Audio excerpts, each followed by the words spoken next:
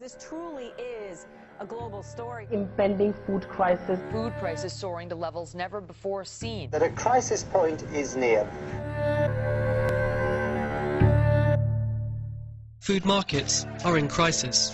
There are rising food prices. It is serious. Confluence of bad things going on right now. A new face of hunger. It's very worrisome. People are talking about the rising price of food. We're seeing people affected all over the world. Authorities are fearing that the worst is yet to come.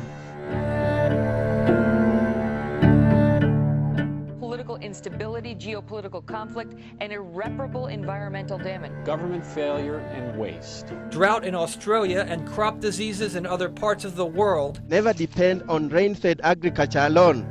A street protest against rising food costs recently turned violent. Soldiers guarding bags of wheat, an indication of how serious the situation has become.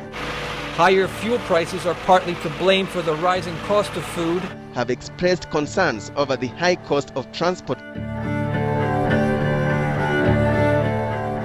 A rising global population, greater prosperity, are putting unsustainable pressure on resources. There are now barely enough bakeries to meet the demand. Traditional food, too, now involves more meat. It's empowered the farmers through subsidies. Supply is now having a hard time keeping up with demand. It's had to ban all rice exports to the rest of the world, and that, of course, has simply made the problems worse elsewhere. Fuel prices not only affect production costs, but they also entice farmers to convert land to biofuel production. That's a big problem because these prices are high right now on the wholesale level. They're making their way to the supermarket. They have to either cut rations or cut the number of people that we feed. Half the citizens needed food aid to stay alive. With 6 children to feed, it's not easy to make the family budget stretch. Proper farming methods. More research and technology is needed to produce ample energy and food for the world. A bag of rice, like this, now consumes about half of the daily income of a poor family. Down to filling a couple bowls of rice a day or getting a loaf of bread. So there's nowhere for them to go. For many Egyptians, just getting their most basic foodstuff, bread, has become a daily ordeal. The food price rises. They have the food in the stores, but they're unable to buy it. Their wages haven't risen according to the price rises. Meanwhile, in Pakistan, high world wheat prices have led to unprecedented smuggling and hoarding, driving up prices yet further. Food inflation disproportionately affects the world's poor. The price of wheat has doubled in the past year on the world market. We find lines of people clutching government ration books, the only way to afford rice or the grain to make flour. Corn prices have jumped to a 12-year high of $5.25 a bushel.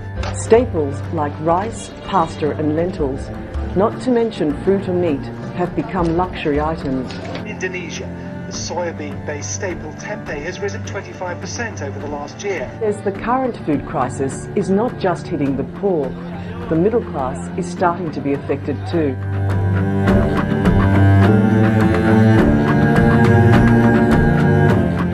Pay more than a third more for their cereal imports than last year. Imported food too expensive for families living on about $1 a day. Removing trade barriers could help mitigate the food crisis. Does the country manage surplus effectively? To discuss cutting food taxes, it has been exporting maize to crisis-hit Zimbabwe and giving donations to drought-hit Lesotho and Swaziland. This shop is selling cheap bread subsidized by the government. We managed to identify groups of people that really needed help. Now cookies made of dirt, salt and vegetable shortening have become a regular meal for some. Hoda's son has had to give up more than just fruit and meat. This is hitting the world's most vulnerable very hard. Giving feed like this to cattle takes anything up to 8 times as much grain as if you were to feed people directly. Each day he queues for the family's bread when he should be in school. If you can feed a nation, then they have time to sit down and think about development.